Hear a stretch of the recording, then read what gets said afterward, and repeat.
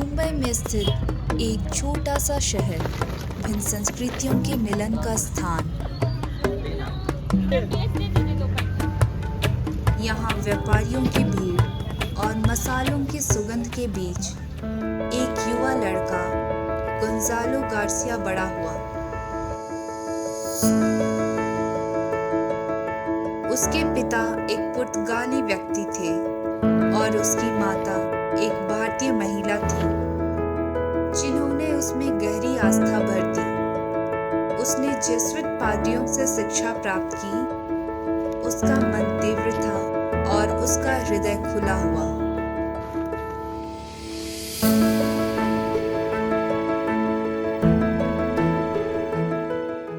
जैसे जैसे वह बड़ा हुआ, गोंजालो स्थानीय जेसुइट्स के साथ रहने लगा। वह फादर सेबेस्टियन गोंजाल्वेस के साथ दोस्त बन गया, जो गोंजालो का गुरु भी बन गया। उसने जेसुइट्स के साथ व्याकरण, दर्शन और रोमन इतिहास का अध्ययन किया।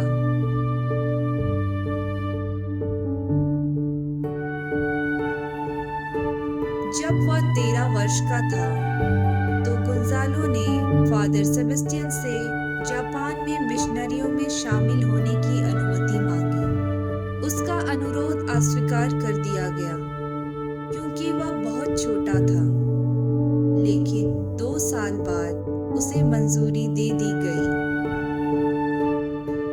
जब मिशनरी जापान पहुंचे, तो गोंजालो ने एक धार्मिक शिक्षक के रूप में काम किया। वह सड़कों पर घूमता था और अपनी दयालुता और जापानी भाषा की धारा प्रवाह समझ से बच्चों को अपनी ओर आकर्षित करता था। उन्होंने जेसुइट्स के साथ जापानी मिशनरी क्षेत्रों में 8 साल तक काम किया।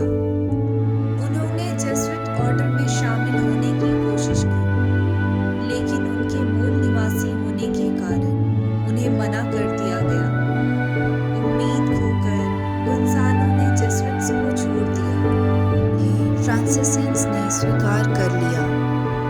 वह मनीला चला गया, जहां उसने एक धार्मिक शिक्षक के रूप में काम किया।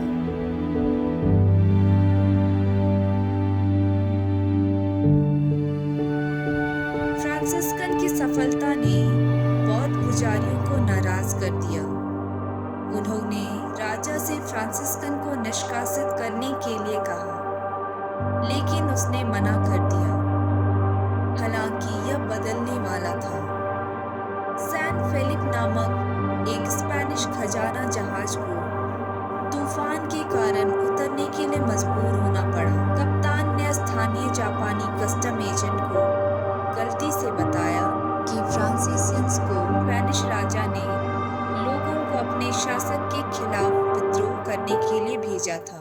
जब ताइको सामा ने यह कहानी सुनी, तो वह क्रोधित हो गया और उसने आदेश दिया कि जापान में सभी मिशनरियों को गिरफ्तार कर लिया जाए।